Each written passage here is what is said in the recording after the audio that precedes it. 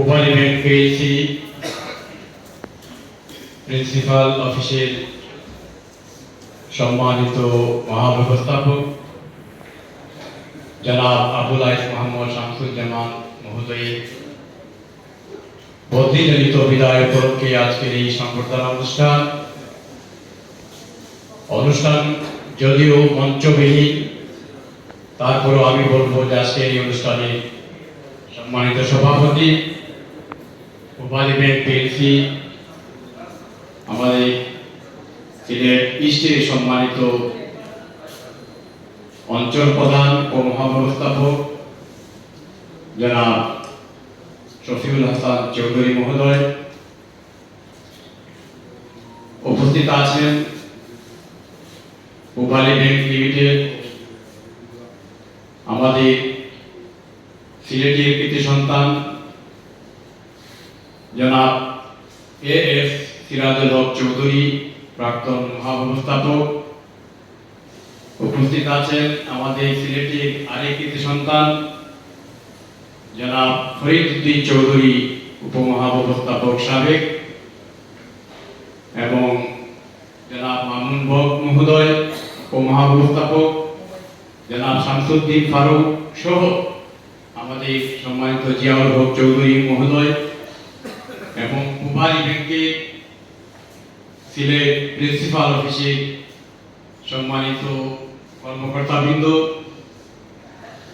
East এবং ওয়েস্টের সম্মানিত কর্মকর্তাবৃন্দ এবং আমাদের এই সিলেট বিভাগীয় 3টি অঞ্চল থেকে আগত সম্মানিত শাখা ব্যবস্থাপকবৃন্দ এবং কর্মকর্তাবৃন্দ, আসসালামু আলাইকুম। বক্তব্যের শুরুতে আমি সকলকে আন্তরিক অভিনন্দন জানাই যে আমাদের একজন মহৎ মানুষের একটি চমৎকার অনুষ্ঠান উপস্থাপন করার জন্য সকলেই, বিশেষ করে আমাদের সমরবাবু প্রদ্যুৎ কবিতার মাধ্যমে অভিনন্দিত করেছেন। আমিও একটি কবিতার একটি পংক্তিমালা দিয়ে বুদ্ধদেব বসু একটি কবিতার সুন্দর পংক্তিমালা দিয়ে আমার বক্তব্য শুরু করতে চাই। কি যে ভালো লাগলো আজ এই সকাল বেলায়, কেমন করে বলি, কি নির্মল এই আকাশ, কি অসহ্য সুন্দর, যেন গুণীর কণ্ঠে অবাধ উন্মুক্ততা। আমি বলবো যে অসম্ভব সুন্দর গুণীগণের এই বিদায়ী অনুষ্ঠান স্বতঃস্ফূর্ত অংশগ্রহণে আমাদেরকে মুক্ততায় ভরে দিল আমাদের প্রাণ। আমার মনে হয় সকলেই আমরা আমাদের এই মহান গুণীজনের জন্য করতালি দিই, কারণ আমরা খুব সকালে এসেছি, এজন্য করতালি কম হচ্ছে। আমরা এই জন্য করতালি মাঝে মধ্যে আমরা করতালি দেব।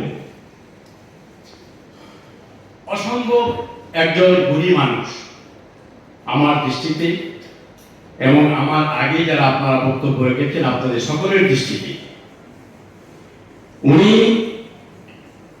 এমন একজন নেতা যিনি বহুগুণে গুণান্বিত একজন মানুষ, এবং নেতৃত্ব সম্পর্কে ঐতিহাসিক একটি উক্তি হচ্ছে, if your action do not inspire others to grow more, get more and think more, you are not at all a leader.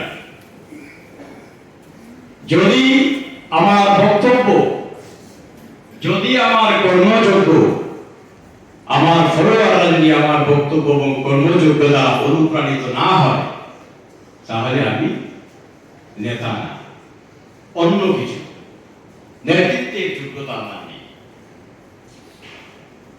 ফরাসি চিন্তাবিদ লামার্কি, ফরাসি রাষ্ট্রচিন্তক, তিনি একজন দার্শনিক, তিনি একজন কবি, তিনি একজন সাহিত্যিক।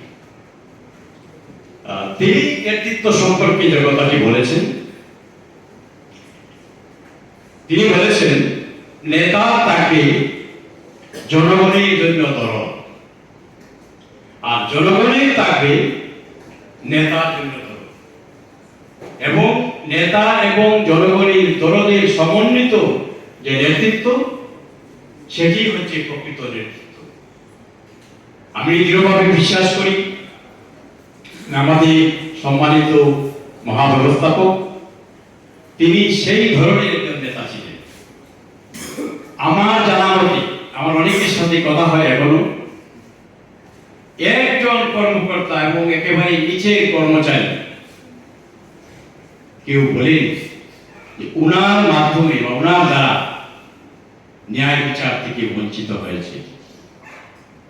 সেজন্য এই যে জনগণের যে একটা উদারতা নেতার প্রতি, উনার প্রতি ছিল, সেজন্য আমার দৃষ্টিতে এবং অনেকের দৃষ্টিতে তিনি ছিলেন সত্যিকারের একজন নেতা। নেতৃত্ব সম্পর্কে আরেকটি অত্যন্ত সুন্দর একটি বক্তব্য হচ্ছে, কেন আমরা এগুলি দরকার।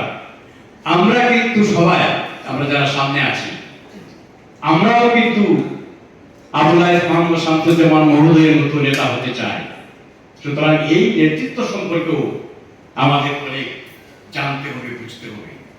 সেজন্য 1921 সালে স্কটল্যান্ডের স্থপতি গিলেস্পি রবীন্দ্রনাথ একটি চিঠি লিখেছিলেন। সেই চিঠিতে অনেক কথা লিখেছিলেন, আমি পড়েছি। কিন্তু রবীন্দ্রনাথের অজান্তে নেতৃত্ব সম্পর্কে একটি সংজ্ঞা সেখানে বেরিয়ে এসেছে। সেটি কি? I do not have faith in any institution, but in the people. Number one, who think properly. Number two, feel lovely. And number three, and act rightly. অর্থাৎ রবীন্দ্রনাথ বলেছেন যে কোনো প্রতিষ্ঠানের প্রতি আমার কোনো আস্থা নেই, কোনো আস্থা নেই প্রতিষ্ঠানের প্রতি। আস্থা আছে ওই সমস্ত মানুষের প্রতি যাদের কম পক্ষে, নিদেন পক্ষে তিনটি গুণ থাকে। তিনটি গুণ কি? যথার্থ চিন্তা,